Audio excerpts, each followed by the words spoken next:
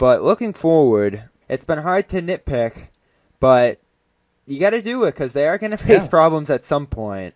And I just don't know when it's going to be. I've been waiting for it. It looked like that Thunder game would be it, but then everyone gets going in the fourth quarter again. There's been a few games, the Spurs game too.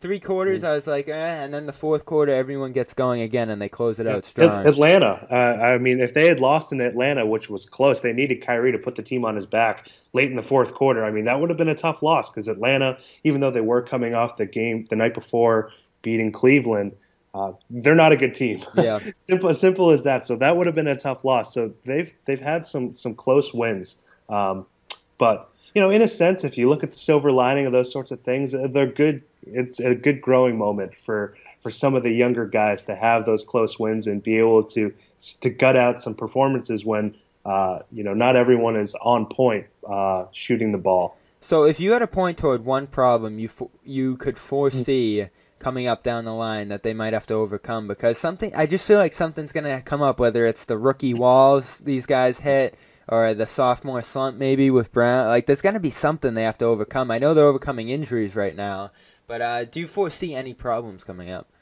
Yeah, I mean, something is going to happen, like you said. This isn't perfect. I don't think they're going to stay the number 1 defensive efficiency team for the rest 80-2. Yeah, well, I mean, I don't think they're going to finish 80-2, but to me, and I wrote about this for CelticsBlog this past week, their rebounding has been the biggest surprising thing to me this year, because going into the season, I think you looked at what the roster looked like, and you knew that late in the playoffs last season, they struggled on the boards. They were handled by Robin Lopez and Marcin Gortat and Tristan Thompson. And really the only pure center that they have on the roster is Aaron Baines.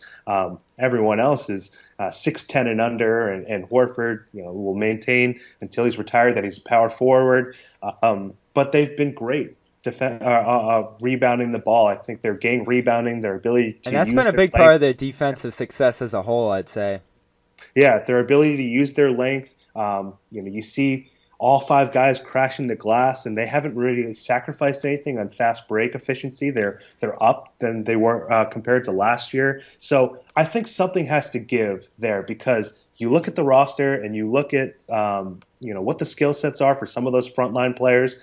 I think the rebounding is going to come back to earth at some point. I don't know when, and I keep saying it's going to happen next game. And they were out-rebounded 2 games ago, but other than that, they've essentially dominated teams on the glass, and that has been the most surprising thing to me. I think that at some point will fall back to earth. I think the most surprising thing overall is how good they've been relative to how new the team is. And something I've been thinking about in that sense is that we might have overlooked how big of an advantage it is right now that they're coming in this year with so many rookies, so many new players in new places, and the opponents they're versing don't really have a lot of film to go off of, especially earlier in the season. And I think they've been able to pull a few fast ones on guys, trying new things. The way Irving is played, as we talked about in the beginning, I'm sure is stunning a lot of opponents. And it's all just so new to everyone around the league how the Celtics team's playing. Last year, it was all Isaiah. It was all that hard pick and roll up at the top, and that's what teams got accustomed to. And now you go in here, and it's nothing like that, especially the way Horford has played.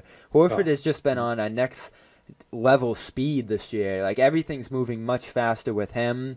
Just look at that Thunder game down the stretch. You don't remember any games where Horford was just raining shots consecutively down the stretch like that, and even his rebounding. Yeah.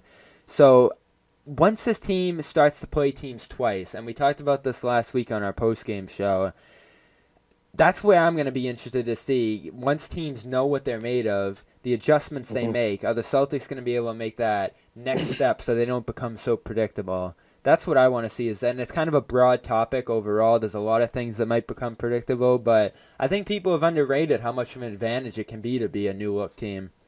Yeah, I think if you look at Jaylen Brown and some of the rookies, they're going to get different schemes thrown at them. I mean, there's a reason why they're the third youngest team in the NBA. I think if you're an opposing coach and you're managing your defense, you want to be able to throw different looks at the Celtics rookies and some of their younger players.